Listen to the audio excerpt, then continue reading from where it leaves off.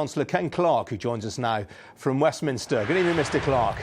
Evening. What was the big story for you this budget? Oh, I was reassured by this. It was strong, steady hand stuff.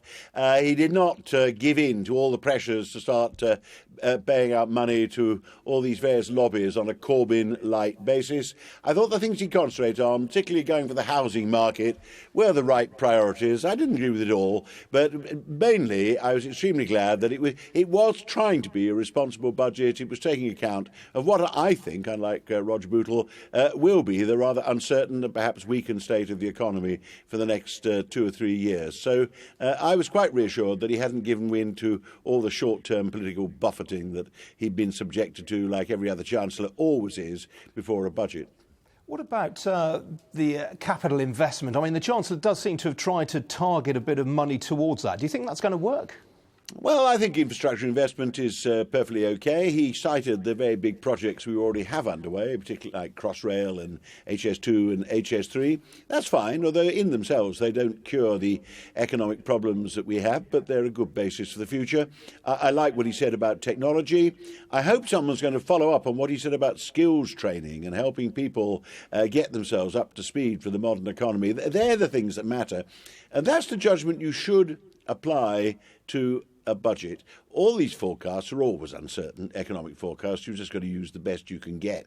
Next week's headlines will be a load of old rubbish and will be forgotten by next Christmas. What matters if in a couple of years' time it does look as though your budget decisions have helped recovery, growth, some stability, jobs and so on. And this was the Chancellor aiming at that, I think. I think that was his long-term vision, which Roger was just talking about. And there's been this is, in terms of fiscal easing, this is probably the biggest that we've seen since the financial crisis. Would you have done this?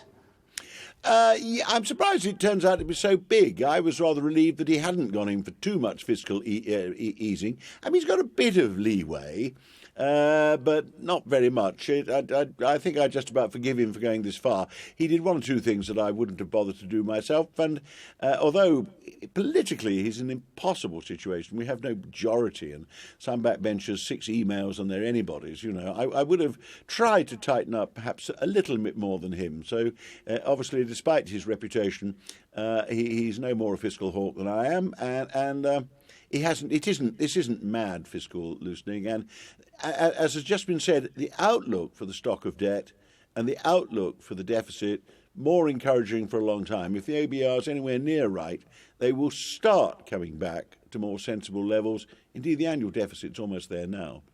Okay.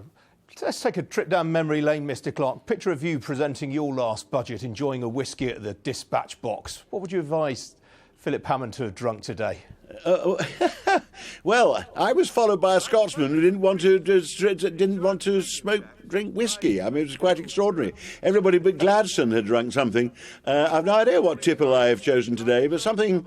He probably had to be a rather more sober day. He claimed he had something in a carafe, but he didn't in the end turn to use it.